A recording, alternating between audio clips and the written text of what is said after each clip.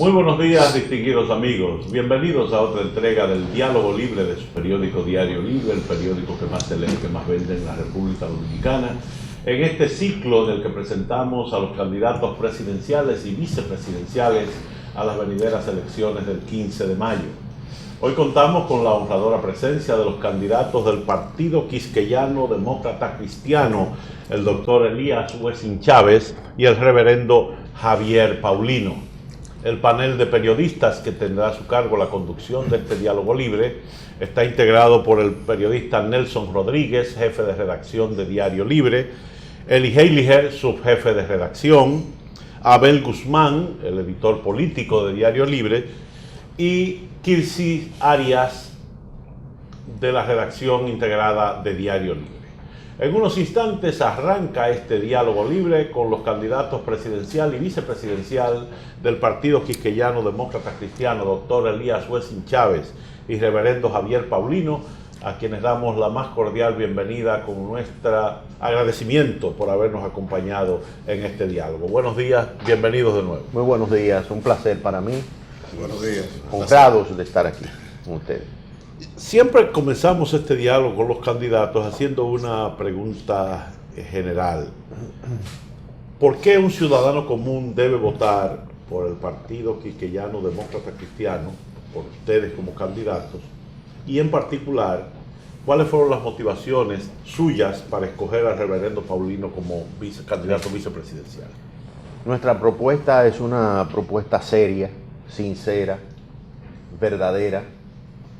Estamos en 7 puntos que entendemos son los que hay que abordar desde que se llegue a la presidencia de la República, y que en ellos nosotros planteamos una reforma estructural de cambios que deben de ser hechos en la República Dominicana para combatir la pobreza.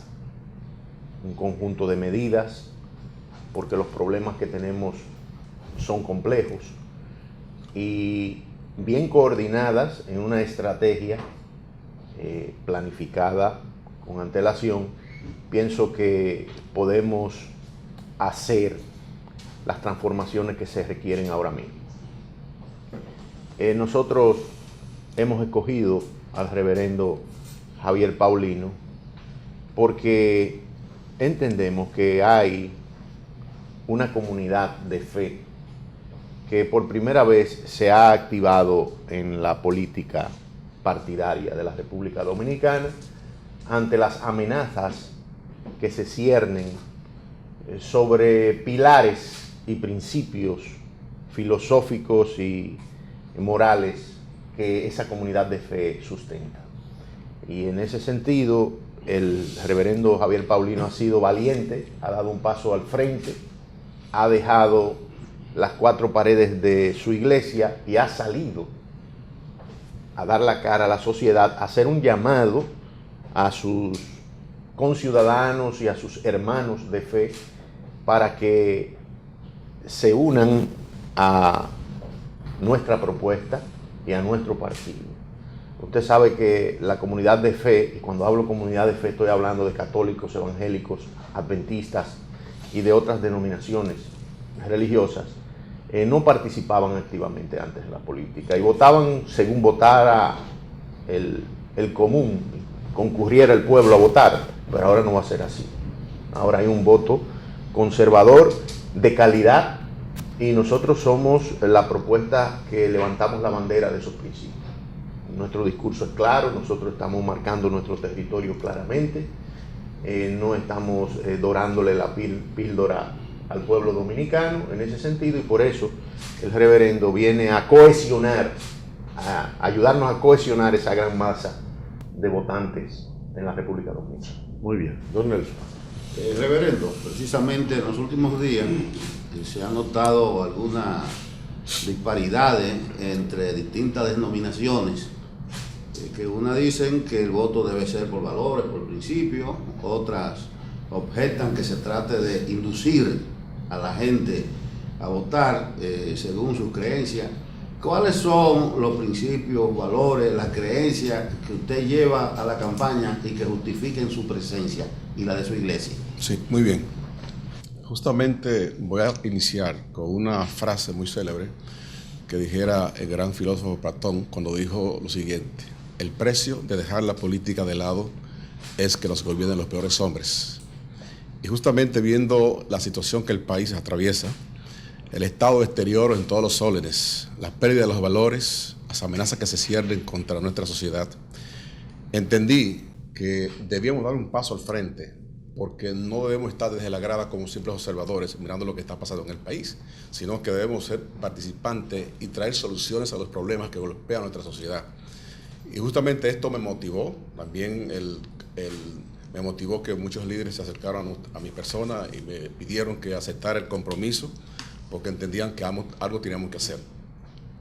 Justamente, quizá se ve cierta disparidad en algunos líderes, algunos pronunciamientos, de que si debemos identificar los candidatos que son antivalores, para no votar por ellos. Yo personalmente estoy de acuerdo 1000%, porque yo creo que un candidato que atente contra la buena costumbre y la buena moral no merece ser candidato. Y nosotros estamos dispuestos a denunciar esos candidatos que abiertamente y de manera soterrada están apoyando esos antivalores. No es un secreto para nadie. Tenemos en este momento fuerzas foráneas que están atentando contra una sociedad, contra una nación que ha sido fundada en principios bíblicos. Este es un pueblo creyente, es un pueblo cristiano. Aún los que no son militantes son gente, mujeres de fe. Entonces, yo entiendo que hay un atentado en este momento contra la fe, contra la moral, contra esos principios éticos y morales, contra esos valores que son innegociables.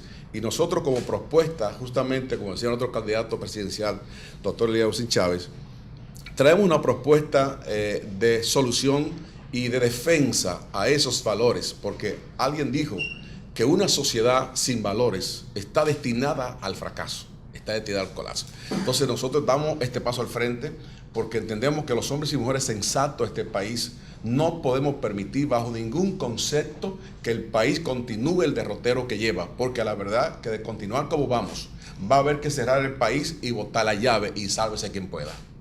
Muy bien, don Eli.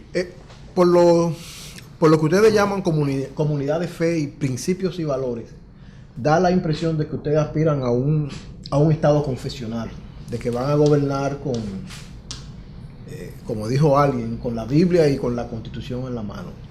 ¿Cuál es la visión del estado que ustedes tienen? La misma visión que describe la Constitución de la República. Nosotros somos ciudadanos respetuosos de la Constitución y de las leyes. Nosotros no vamos a instalar aquí un estado confesional, para nada.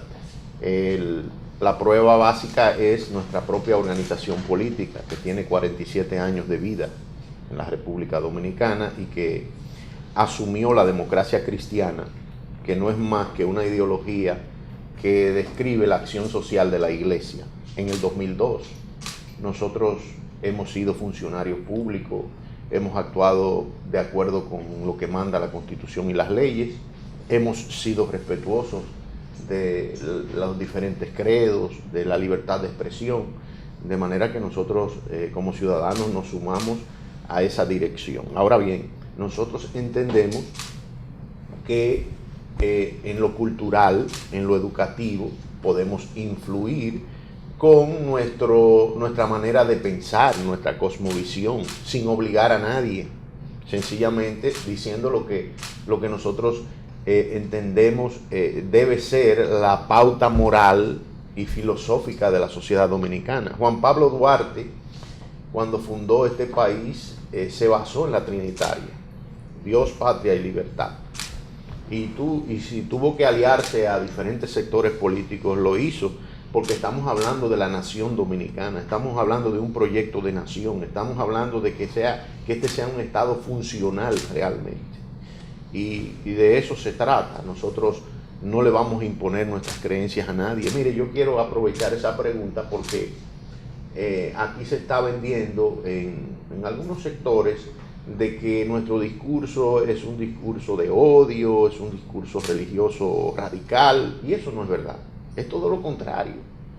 Es todo lo contrario. Nosotros respetamos la vida privada de los dominicanos. El que entienda que debe actuar a su manera privadamente, que lo haga. Ahora, nosotros estamos en el deber de decir lo que entendemos que está mal y lo que está bien, porque ese es nuestro estándar de creencia. Y de eso que se trata. Muy bien. Don Abel. Don Elías, ¿cuál es la posición suya del PQDC ante la controversia que hay con el conteo electrónico en la Junta Central? Mire, yo sí le agradezco esa pregunta, porque yo le iba a pedir a ustedes la indulgencia de que me dijeran decir algo sobre, me permitieran, perdón, decir algo sobre ese tema.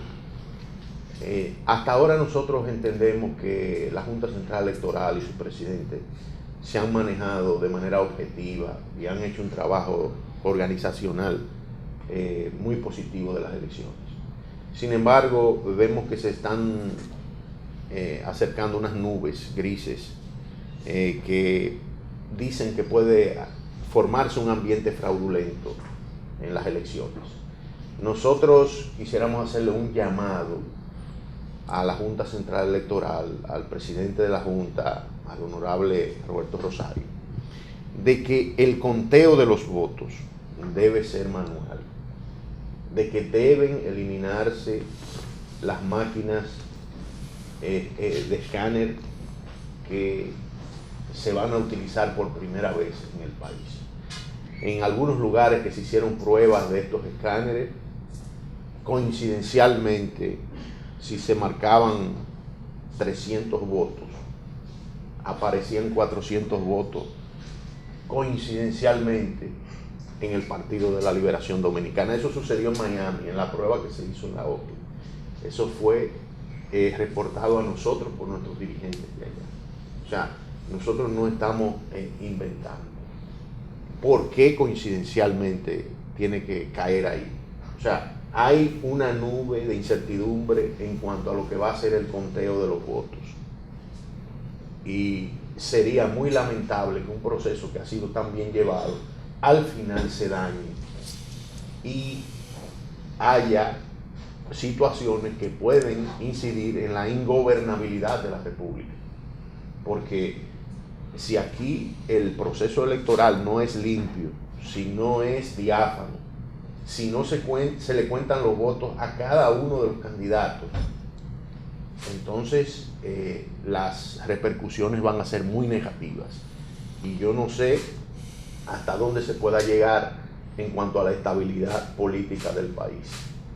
Ahí usted tiene, por ejemplo, que en el centro de cómputos hay dos técnicos, uno que representa al PLD y otro que representa a un partido aliado al PLD. La oposición, en este caso, nosotros no tenemos un representante en el centro de cómputo. Entonces, ese es un reclamo que vamos a hacer. Y yo exhorto a todos los partidos, a todos los candidatos, que lo hagamos en conjunto. Ya que no se pudo hacer una alianza previa, por lo menos en la defensa de nuestro derecho al voto, que nos unifiquemos. Y que pidamos a la Junta que se nos permitan dos técnicos ahí, por lo menos para representar a todos los candidatos. Y que haya igualdad. Y que la observación sea abierta. Y que a la hora de contarse los votos haya muchos observadores en los diferentes centros de votación, porque esto es democracia, y para fortalecer la democracia hay que respetar la elección del pueblo. Muy bien, doña Kirsi. Gracias. Cada vez es más ardua la lucha por la equidad de género. En un gobierno suyo, ¿qué posición ocupará la mujer? Mire, yo pienso que la mujer en nuestro país se ha destacado de manera extraordinaria. Y el hecho de que en la misma ley electoral se haya aprobado un 33% de cuota de la mujer, evidencia que estamos dispuestos, siempre abiertos a reconocer esos derechos. Yo entiendo que la mujer puede, en las condiciones que estamos, de mejorarse la institucionalidad democrática del país, que es una de las metas que nosotros tenemos. Tener una participación igualitaria con los hombres. Las mujeres, si vemos las estadísticas de los estudios universitarios, son más que los hombres estudiando, desertan menos de las universidades. Ellas están ganando su espacio y el gobierno lo que tiene es que ser respetuoso de eso. Nosotros abogamos por un ministerio de la familia que unifique bajo esa sombrilla al Ministerio de la Mujer y de la Juventud. Pues nosotros creemos en la unidad familiar, creemos en la familia funcional. Muchos de los problemas que tenemos se debe a que la familia está dividida por X razón, por exclusión social, porque hay desempleo, como usted lo quiera poner, o por formación moral, ética. Entonces hay que trabajar en políticas públicas ahí, pero no dispersas, no la mujer, en política de mujeres por un lado, política de juventud por otro lado. Entiendo que debe de haber una estrategia unificada en ese sentido. No sé si te contesté la pregunta, más o menos.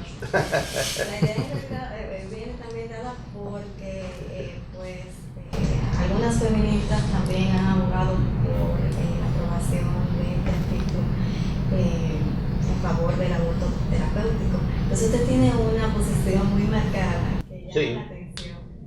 Y No, en ese sentido, nosotros estamos en contra del aborto. Nosotros creemos que nosotros nunca vamos a estar de acuerdo que la excepción sea la regla. Nosotros creemos que cada caso tiene su particularidad. Hay casos que no tiene que la ley decirlo, porque si una madre se encuentra en peligro y la familia está ahí rodeando al médico, ahí va a haber opiniones del médico, de la familia, y se va a determinar lo que se tiene que hacer ahí para salvar, en este caso, en principio, a la madre. Entonces, una ley no tiene que poner eso como una regla. Nosotros somos defensores de la vida. Nosotros entendemos que en la concepción hay vida. Y cuando se hace un aborto se está matando una vida. Ese es nuestro criterio. Y en ese sentido estamos en total acuerdo con las iglesias que defienden esa posición.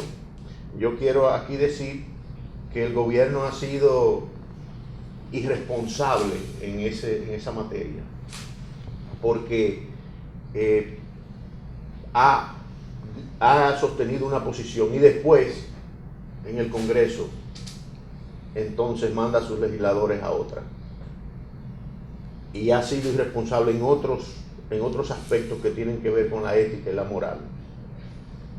Por eso es que nuestro discurso es claro, es verdadero, es sincero para con el pueblo dominicano.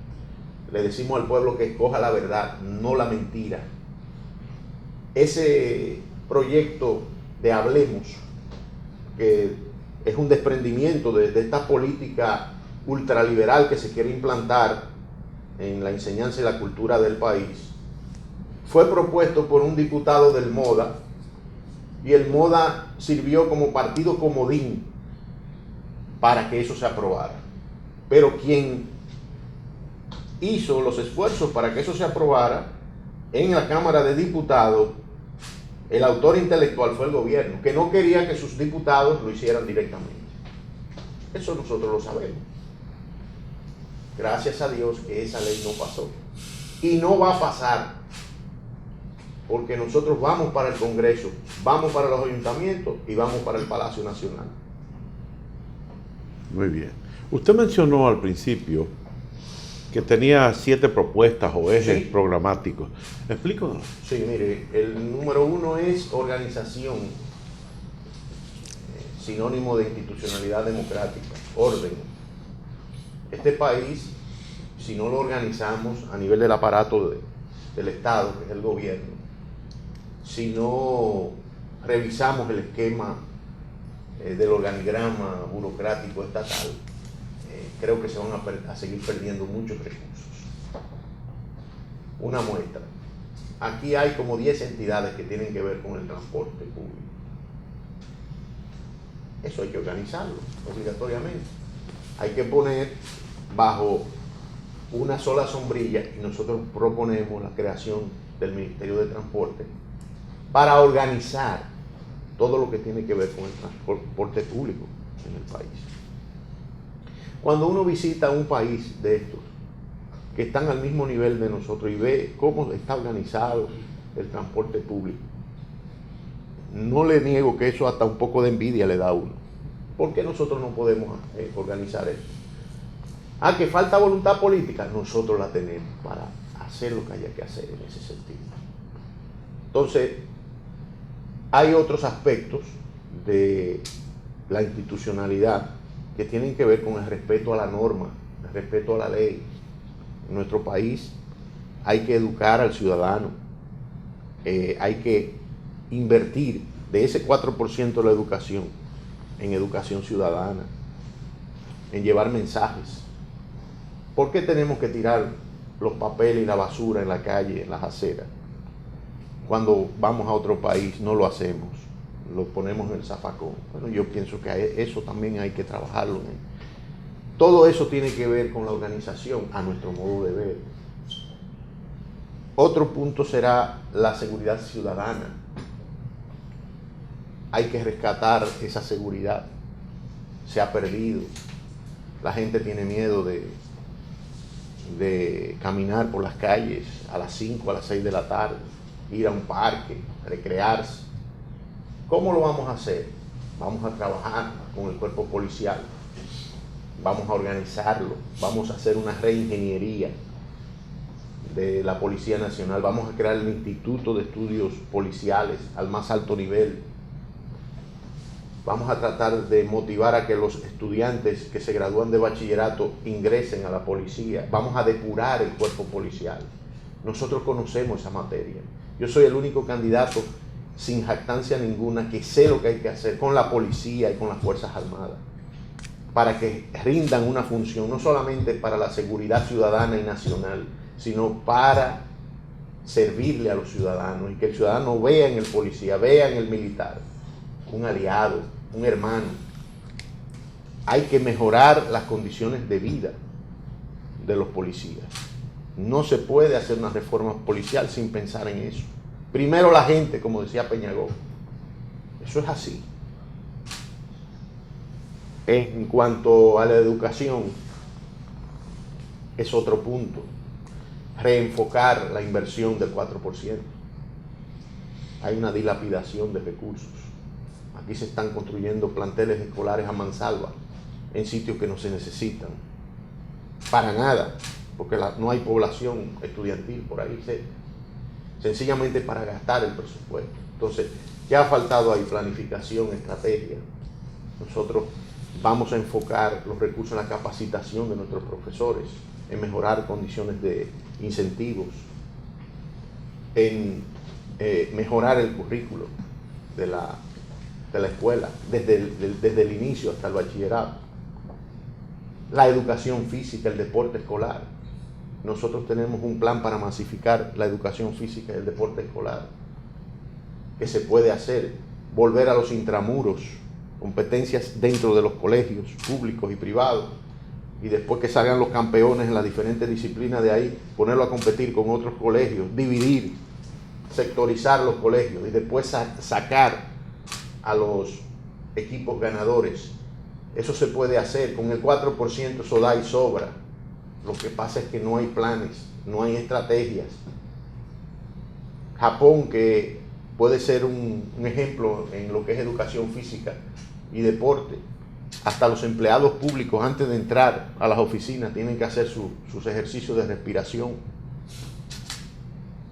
Usted me dirá, bueno, pero eso como que es una pérdida de tiempo. Para nada. Científicamente está demostrado que cuando usted invierte en educación física, invierte en deporte, está ahorrando en medicina. Eso está demostrado. Y cuando usted masifica, entonces viene un subproducto de hombres y mujeres en salud, atletas que pueden competir en las diferentes disciplinas. Cuando yo fui ministro de Deportes, y hablo con experiencia, fuimos los que trajimos a los técnicos cubanos. Y muchos de los atletas que ustedes vieron que ganaron medallas después, años después, fueron preparados por eso. Juana Rendel, Luciano, todos fueron preparados por esos técnicos. Y eso fue un logro nuestro. Que nosotros no viéramos los frutos de eso. No estamos para eso. Estamos para hacer lo que hay que hacer y que eso fructifique para después. Porque nuestra mentalidad no es de corto plazo. Yo no seré un presidente que voy a decir a los 2 o 3 días o al año o a los 2 años que me voy a reelegir. Para nada. No soy un presidente que voy a decir no me voy a reelegir y después me voy a reelegir, como ha sucedido ahora. Entonces, por eso es que yo digo que nuestra oferta es una oferta sincera, verdadera para el pueblo dominicano. El pueblo dominicano no puede seguir votando por la mentira. La educación superior da pena cómo nuestros cerebros se van.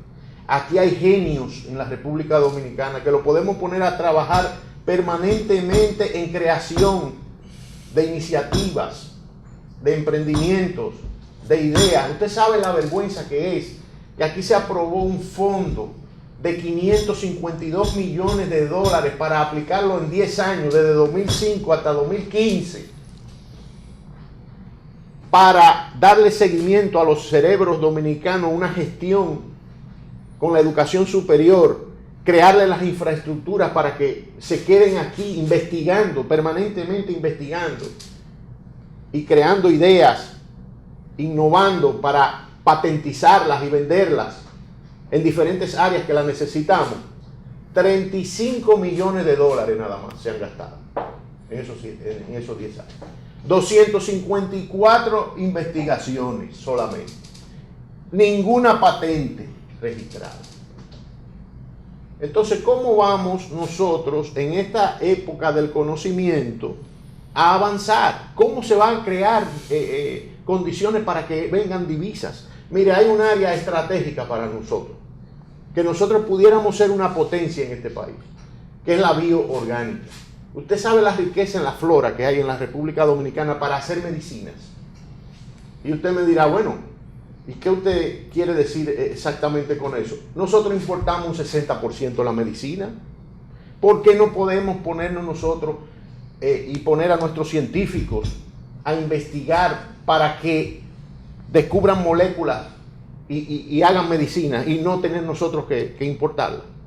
Porque el Estado, porque el gobierno no tiene una estrategia en ese sentido. Se prefiere hacer una carretera, una gran construcción que reditúa inmediatamente beneficio y no pensar en las futuras generaciones.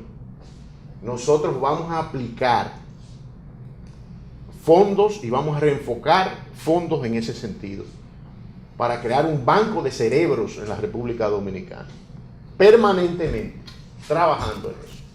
La salud pública. Somos partidarios del 5%, pero gradual, después de una reforma fiscal integral. Porque es una irresponsabilidad decir que se aprueba el 5% ipso facto. No es verdad.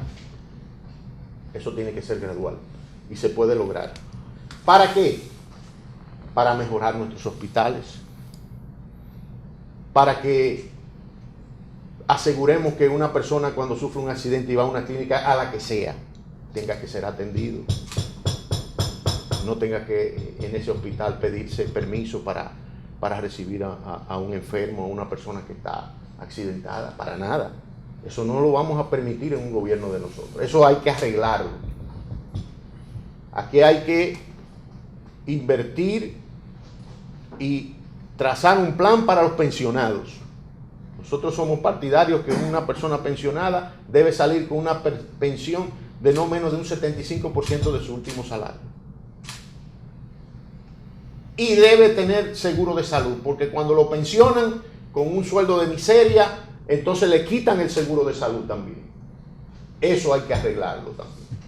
Y las enfermedades catastróficas, como se hizo en Uruguay, porque lo que yo estoy hablando, yo no estoy inventando la rueda. Eso está hecho. Aquí nadie puede decir que es un descubridor como Colón. No, no. Eso está hecho. En Uruguay las enfermedades catastróficas a los pobres son atendidas. Y un pobre se atiende como se atiende a un rico. Y eso hay que hacerlo aquí. Una persona pobre que tenga un cáncer, que tenga una diabetes, que tenga asuntos crónicos, hay que atenderlo como un ser humano. Para eso es que está un gobierno, para trabajar por su prójimo. Y nosotros como cristianos cumplimos a cabalidad con eso. Porque hay dos mandatos de los cuales depende toda la ley y los profetas, dice la Biblia, que es amarás a tu Dios con todo tu corazón, con todas tus fuerzas y con toda tu alma, y amarás a tu prójimo como a ti mismo. Y eso nosotros lo aplicaremos literalmente desde el gobierno. Muy bien. Don Nelson. La política migratoria del PQDC, yo quisiera que usted abundara en lo que respecta a la frontera y a lo que podemos llamar o se llama el problema haitiano. Mire, nosotros somos partidarios de un muro económico, no un muro físico. Nosotros creemos que hay que desarrollar la frontera, crear las condiciones para que vaya la inversión. En esa reforma fiscal que proponemos, ese es uno de los puntos. Identificar fuentes y dejar incentivos o reenfocar ayuda para la frontera. Sembrar la frontera de norte a sur de zonas francas y de invernaderos. Y aplicar la ley que dice que el 80% de los trabajadores debe ser dominicano y el 20% extranjero. Mejorando las condiciones salariales. Creando un clima de confianza y de seguridad jurídica. Eso hará, eso obligará a que la comunidad internacional entonces se tenga que interesar por venir aquí. Ahora, si nos quedamos de brazos cruzados sin hacer nada, esto va a seguir, el problema va a seguir. Señores, los haitianos son nuestros vecinos, vamos a tener que convivir con ellos. Para bien o para mal. Así es, o sea, no entiendo por qué no se ha hecho un plan a cabalidad. El Instituto para las Relaciones Bilaterales con Haití. Ese es un instituto que lo vamos a crear, que va a estar permanentemente creando políticas. Expertos en la materia ahí, produciendo ideas para plasmarlas. Y yo estoy seguro que nosotros vamos a lograr muchas cosas. Y eso que estoy diciendo es una extrapolación de una experiencia de Alemania. Usted sabe que Alemania, cuando pierde la guerra, en el 47, Adenauer creó el Instituto para la Unificación de Alemania. Desde el 47. ¿Y usted sabe cuándo vinieron a aplicarse esas medidas? En el 89, cuando cayó el muro. ¿Por qué? Porque hay una planificación, se está pensando en el futuro, se ve más allá de la curva.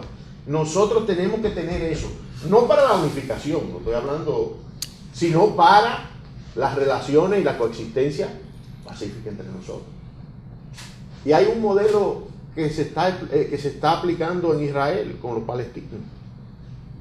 Los palestinos van a territorio israelí a trabajar en zonas francas. Israel le administra los tributos a los palestinos, los recoge y se lo entrega a la autoridad palestina. Eso está sucediendo ahora. Y después que trabajan, que salen de su horario, se van para Palestina. Entonces yo digo, nosotros pudiéramos pensar en un enfoque parecido aquí. Traer expertos de Israel, traer los expertos para que nos ayuden a resolver el tema. Pero hay que ponerle, como dicen los mexicanos, hay que ponerle ganas a eso. Si no le ponemos eso, no hay nada. Don Eli. Elías, hace más de una década un expresidente dijo que de la corrupción se perdían, desaparecían alrededor de 30,000 millones de pesos del Producto Interno Bruto. A la fecha de hoy yo pienso algo muy particular, que esa cifra se ha multiplicado yo creo que por 10. Así es. ¿Cómo va a enfrentar usted el problema de la corrupción? ¿Usted piensa que los códigos dominicanos hay que endurecerlo para hasta aplicar la pena de muerte para quien roba? Mira, yo siempre he pensado que hay que comenzar poniendo los caballos delante de la carreta. Y yo veo y respeto mucho a cientistas sociales dominicanos que hablan de reformas en todos los sentidos. Hay que mejorar el sistema judicial, despolitizándolo. Usted me dirá, bueno, es una tarea difícil porque aquí todo está politizado, pero se puede lograr con un sistema de elección de jueces y del Ministerio Público lo más independiente posible. Somos partidarios de que la elección de los jueces y del Ministerio Público sea a través del voto popular, modificando la Constitución de la República, con un sistema para optar en el cual los partidos políticos no intervengan y que los ciudadanos independientes, de acuerdo con una rigurosidad que se va a aprobar, puedan optar por candidatura. Y eso se puede hacer simultáneamente a una elección de los cargos electivos de los tres poderes que tenemos. Creo que podemos llegar hasta ahí y mejorar las condiciones de vida de los jueces y de los fiscales. Aquí hay una ley que dice que hay que darse el 2.66% del presupuesto, pero eso no se cumple. Apenas es un 0.9%. Entonces, si no se cumple y hay jueces mal pagados, el Ministerio Público, siempre la tentación va a estar ahí. Y dar el ejemplo desde el Palacio Nacional, con toda la transparencia del lugar, permitir que la sociedad civil, las fuerzas vivas del país auditen las ejecutorias del presupuesto nacional sin ningún tipo de secreto. Y mano dura contra ese flagelo. Y yo creo que nosotros tenemos la experiencia ganada para, en ese sentido, contribuir a la limpieza y a la transparencia de las ejecutorias públicas. A ver. Usted dice que van al Congreso, a los ayuntamientos y a la presidencia. Sin embargo, usted rompió una alianza con un partido en el poder. Quisiéramos saber algunas razones y además cómo enfrentarían ese poder si no cree que es el pleito del huevo y la piedra contra el Estado. Usted ya solo, sin alianza. Hay mucha desigualdad en el sistema partidario de la República Dominicana. Hay una ley de partidos que todavía está engavetada desde hace 14 años. Las élites políticas no les interesa, quieren seguir polarizando las fuerzas partidarias. Nosotros vamos a combatir eso, porque hemos sido víctimas de ese sistema. Se rompió la alianza por razones múltiples, pero la principal es que el accionar del gobierno estaba totalmente en dirección contraria al nuestro. Están apoyando temas que nosotros no lo podemos apoyar, que lo he venido desarrollando en entrevista. Para nada nosotros podemos coincidir con un gobierno que no ha cumplido con lo que prometió que iba a hacer. ¿Qué logro se le puede asignar a este gobierno? Ya lo dañaron en el tema de la alfabetización, graduando gente que nunca se alfabetizó. Ya lo dañaron ahí. El otro día, en un acto, 2,000 y pico de graduandos de que alfabetizados y tenían, lo politizaron. Ese era el punto, diríamos, luminoso, un poco luminoso que tenían. ¿Qué pueden exigir? Que no sea un dispendio de recursos en esta campaña electoral, en contra de partidos que no tenemos los recursos que ellos manejan. Entonces, nosotros hemos emprendido el camino como partido emergente de participar. ¿Cuáles eran las críticas que se nos hacían? Ustedes son partido parásito, ustedes son partido bisagra, ustedes nada más quieren estar aliados para buscar prebenda o para buscar una participación en el gobierno. Esa era la crítica. Por demás injusta en lo relativo a nosotros, pero hizo mella en nosotros. Digo, espérate, algún día nosotros tenemos que elevar ancla, algún día tenemos que quemar las naves. Yo creo que esta es la coyuntura fundamental para nosotros hacer eso. Doña Kitty. Gracias. Don Elías, hay un sector que de manera subliminal lucha porque se le garanticen sus derechos. Ajá. Ese sector tiene la esperanza de que en algún momento se apruebe en el país el matrimonio homosexual. Quisiera saber primero su posición al respecto. Y por otro lado también algunos que demandan la legalización de la marihuana. Nosotros rechazamos radicalmente lo que sería que aquí se apruebe el matrimonio entre una pareja del mismo sexo. Porque desde nuestra cosmovisión se trata de una conducta antinatural. Es decir, no es correcto que un hombre se case con otro hombre. Eso rompe con el esquema tradicional y de las buenas costumbres que nosotros tenemos en nuestro país. No es posible que nosotros adoptemos eso, porque es una señal de decadencia. Está demostrado históricamente, hay autores que han escrito sobre eso, que uno de los factores que incidió en la caída del Imperio Romano fue precisamente ese libertinaje, uno de los factores. Y pienso que eso se extrapola a otras civilizaciones que desaparecieron y que están en crisis. ¿Qué va a hacer de la futura generación? Un hombre con un hombre puede dar hijos. Una mujer con una mujer puede dar hijos. ¿Y dónde está? ¿Y de qué es que estamos hablando? Estamos hablando de una desintegración a largo plazo. Entonces nosotros vamos a oponernos radicalmente a eso, y por eso tenemos diputados, senadores, síndicos, regidores que van a esos lugares a levantar esa bandera. Ahora bien, eso no significa que ellos no son ciudadanos. Sí, ellos son ciudadanos, y si ellos quieren hacer su práctica en privado, bueno, pues que la hagan, no nos oponemos a eso. Ahora, nosotros le decimos, esa es una conducta que no te va a dar felicidad,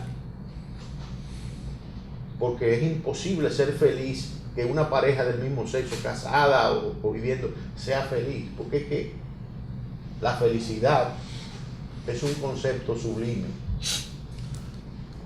y a nuestro modo de ver como cristianos, la felicidad, el único que la da es Jesucristo.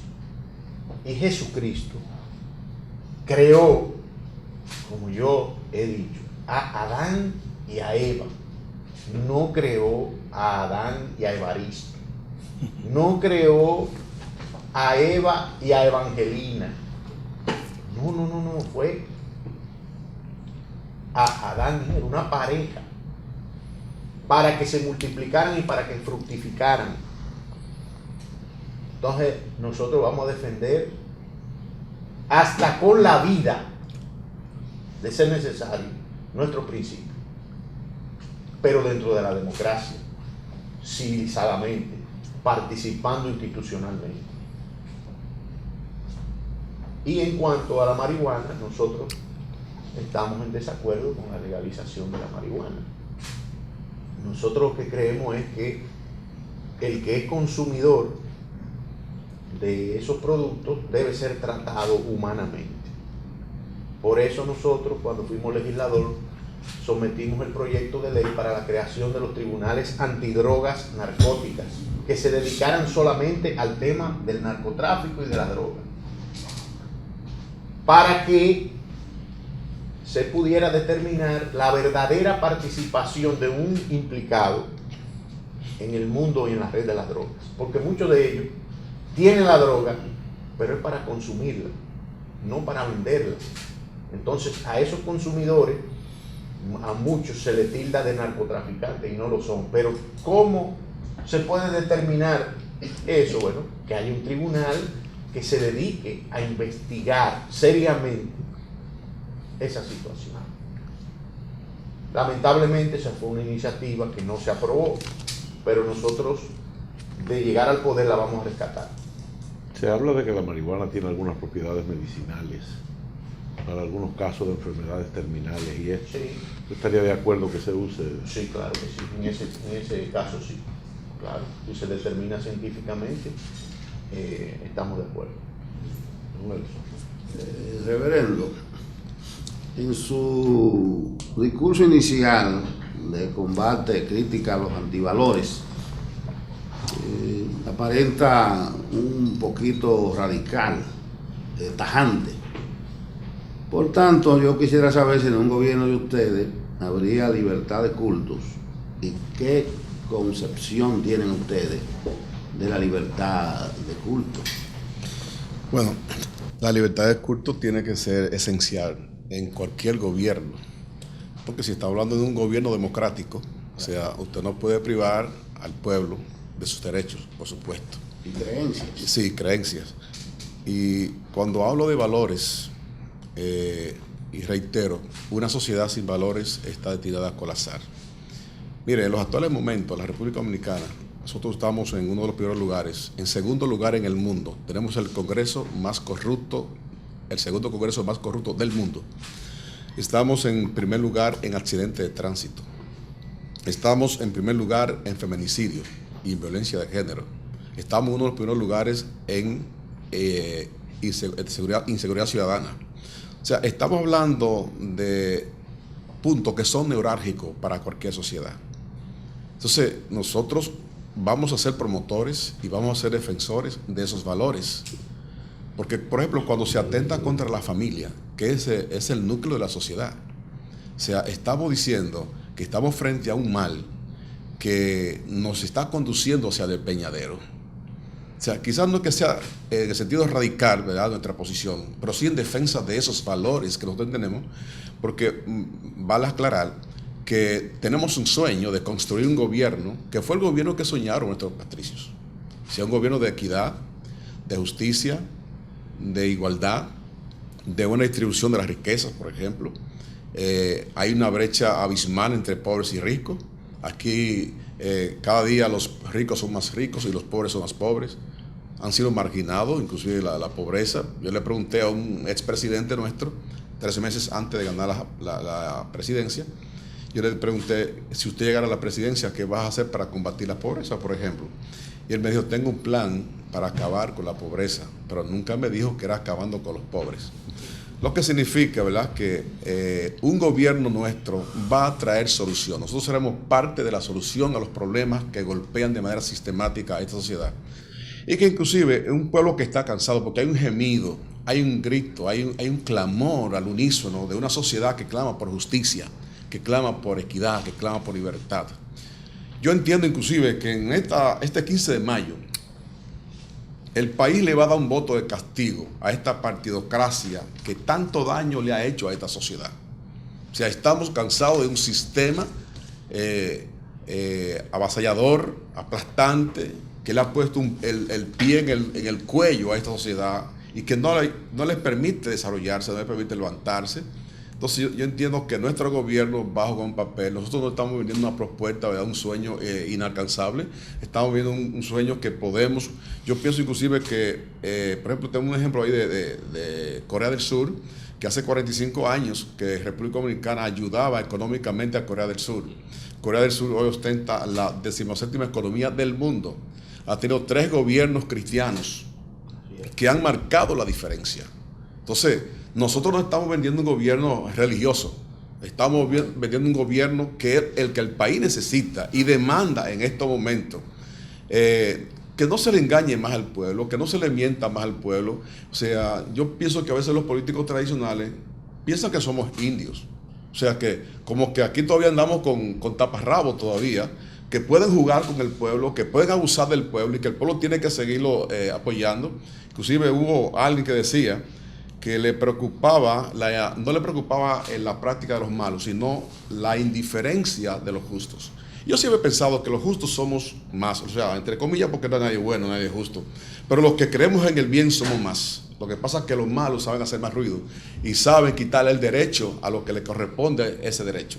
Entonces yo creo que llegó la hora de que en República Dominicana tengamos un gobierno como el pueblo lo ha soñado, y reitero, como lo soñaron nuestros patricios, ese gobierno que responda a los mejores intereses de la patria, ese gobierno que le devuelva la confianza a una población que ha perdido dicha confianza en el sistema político tradicional.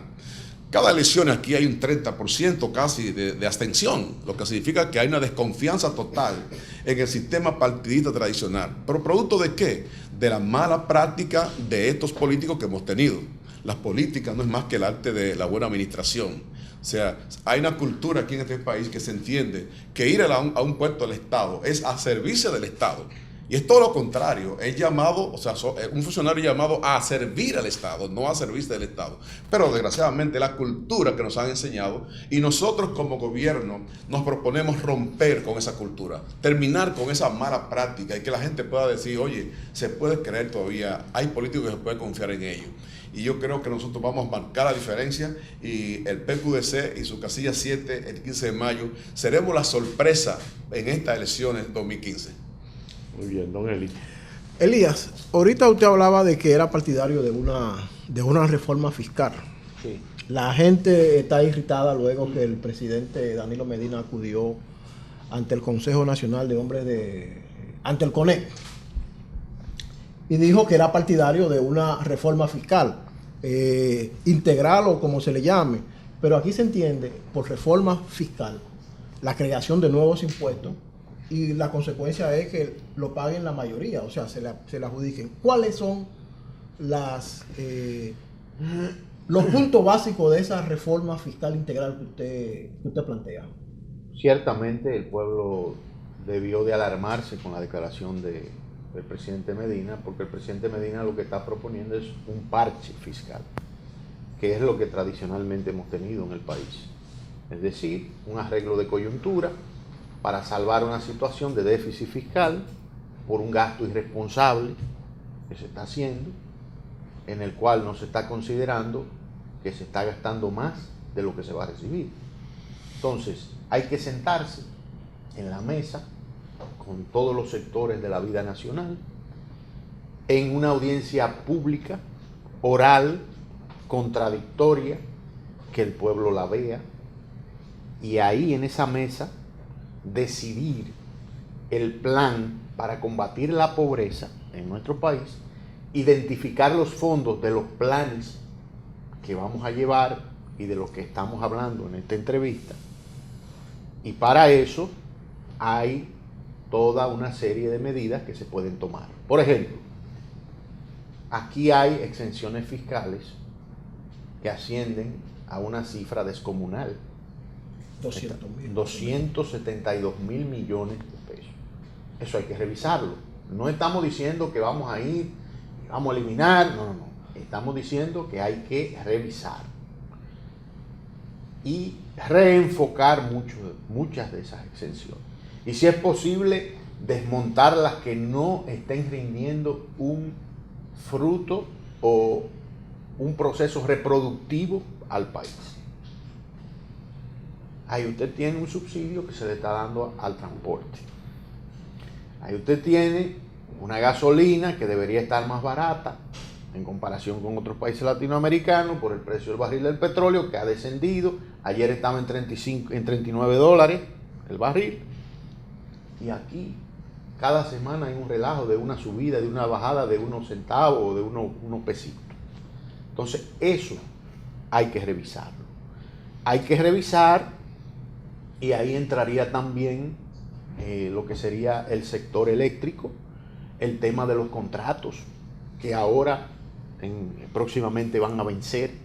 Entonces hay que ver qué modelo vamos a asumir en esas áreas. Yo soy partidario de que en el sector eléctrico, que es un problema estructural que tenemos, se adopte el mismo modelo de las telecomunicaciones. Las telecomunicaciones aquí, ¿funcionan o no funcionan? en mayor o menor grado, rinden su labor. Hay una competencia, no hay deslealtad en la competencia, el Estado es regulador. Entonces yo pienso que ese modelo debemos de extrapolarlo a lo que es el sector eléctrico. Revisar la tarifa eléctrica y ver si se puede reducir el costo de la tarifa eléctrica para que entonces en todos los sectores se pueda muy conformemente pagar aunque sea un mínimo de energía eléctrica. Entonces así nosotros, todas esas distorsiones que tiene nuestra economía, la vamos a superar, pero para eso hay que tener voluntad. Para eso hay que llegar al poder sin compromisos con ningún sector, solamente con Dios y con la patria. Y reformar todo lo que deba ser reformado pensando en el mediano y largo plazo, no en lo inmediato, porque si comenzamos a hacer las cosas para lo inmediato, vamos a seguir con el clientelismo, con el populismo y con la demagogia. Y nosotros no vamos al Palacio Nacional a hacer eso. Nosotros vamos a hacer lo que haya que hacer para que este país se enrumbe hacia el desarrollo. Y con la ayuda del Señor, con la ayuda de los hombres y mujeres de buena voluntad de este país, lo vamos a lograr. Esa es nuestra fe. Vamos a ver. ¿Cómo enfrentaría el PQDC el déficit de vivienda en el país? Aquí hay un problema estructural con eso. Y es que una gran parte de los predios solares y terrenos no tienen título de propiedad. Yo soy conocedor de ese tema. De hecho, nosotros trabajamos en la última institución que tuvimos, Bienes Nacionales, y dejamos en la bóveda 7.500 títulos de propiedad a familias pobres, de los Alcarrizos y de los Frailes Segundos. La pregunta, ¿se han entregado esos títulos? No se han entregado. ¿Por qué no se han entregado? Por politiquería barata, porque fue un logro del anterior gobierno. Y este gobierno, todas las indicaciones que da es que no quiere que se destaque absolutamente nada de lo que hizo el anterior, aun cuando es de su propio partido. Cosas ilógicas que no entendemos, pero es así. Eso está ahí. ¿Y qué se puede lograr en los Alcarrizos entregando 4.000 títulos de propiedad que tienen familias pobres en diferentes barrios de ahí? Eso lo hace sujeto de crédito inmediatamente. Lo hace sujeto de crédito porque pueden ir a un banco y pedir un préstamo y montar un negocio. Pero ahora que vayan a un banco ahora con lo que tienen, el banco le va a pedir hasta el... ¿La garantía? Sí. No tiene garantía. Exactamente, no hay. Entonces, hay que trabajar en eso. Y nosotros vamos a proponer la creación de la Superintendencia de Bienes del Estado.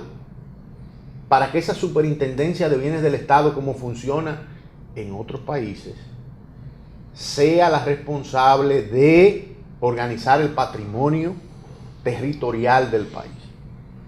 Yo dejé en esa bóveda 17.500 títulos de propiedad del Estado Dominicano. Esa era la pregunta que siempre me hacían los periodistas. ¿Cuántos títulos tiene el Estado? Y yo no la podía contestar porque no se había hecho ni siquiera un inventario de eso. No. Nosotros saneamos eso y dejamos eso. Entonces, vamos a trabajar en esa parte porque el problema de las viviendas es de financiamiento. Y también, con esa gran reforma que vamos a hacer, vamos a destinar recursos focalizados en las zonas más deprimidas para buscar soluciones habitacionales. Muy bien. Muchísimas gracias al doctor Elías Wessing Chávez y al reverendo Javier Paulino, candidato presidencial y vicepresidencial del Partido Quisqueyano Demócrata Cristiano, por su participación en este diálogo libre. A todos ustedes, muchísimas gracias por la atención prestada y hasta un próximo diálogo libre. Buenos días.